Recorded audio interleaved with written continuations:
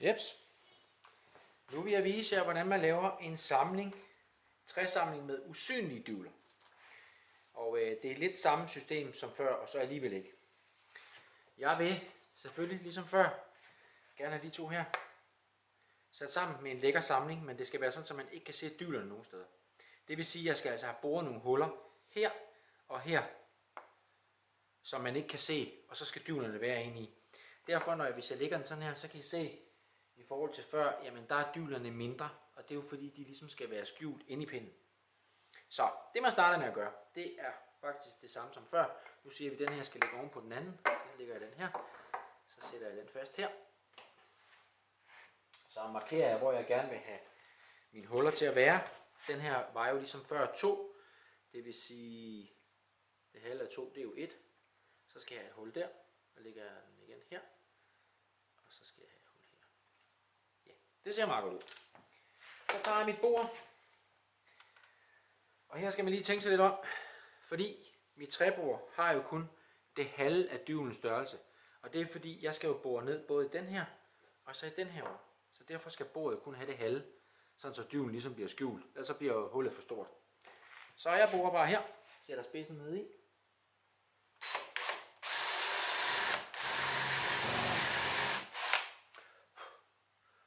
Således.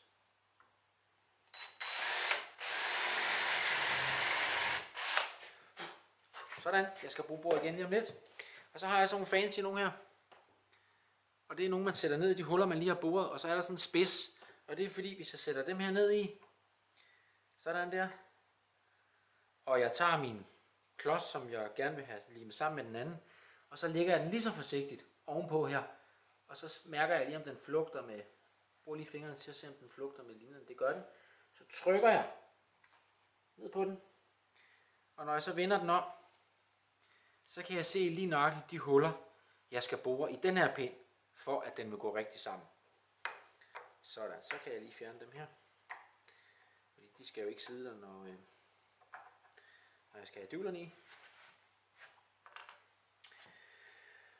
Og så borer jeg den, og der gør jeg nok, der tænker jeg vil, nu sætter jeg lige den her over, og så tænker jeg lige, at jeg vil give den en skruesving. Så den ligesom ikke ligger og mudrer rundt på bordet. Så der er jo ikke nogen ulykker. Jeg glemte også at sige før, at bordet man skal selvfølgelig tjekke den tykkelse, som pinden har i forhold til den her. Det er jo ikke noget, når jeg borer ud igennem, så har jeg jo lige pludselig en synlig dyvelsamling. Og det vil jeg jo ikke have.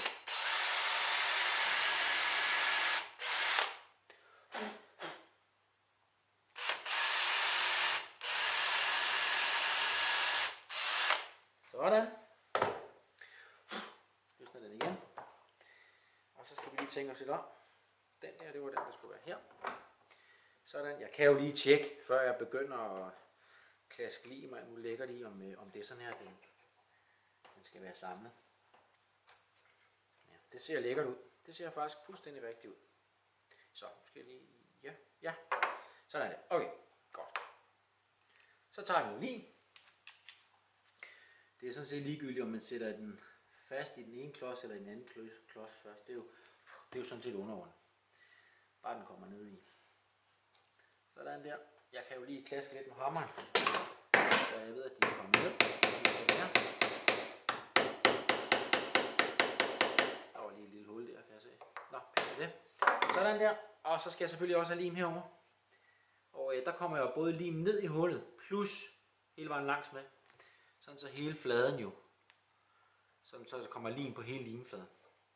Sådan, hvis jeg kan også lige give den lidt her. Der kommer den jo også til, og så lige lidt op på det. Så tror jeg godt, tager limen op. Sådan der. Og så skal de simpelthen bare presse sammen.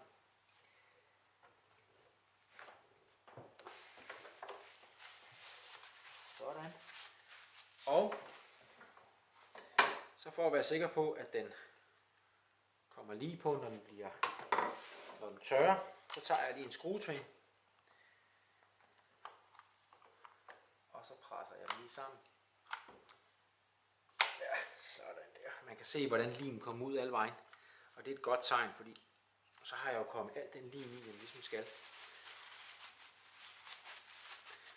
Og jeg tjekker lige, at Jeg kan jo tage min vinkel over tømmervinklen for at se, om det ikke er helt, om jeg har været pissefuld eller hvad. Det går meget godt. Således, når nu jeg piller den her skruetvinge af igen, jamen så har jeg en samling. En usynlig samling.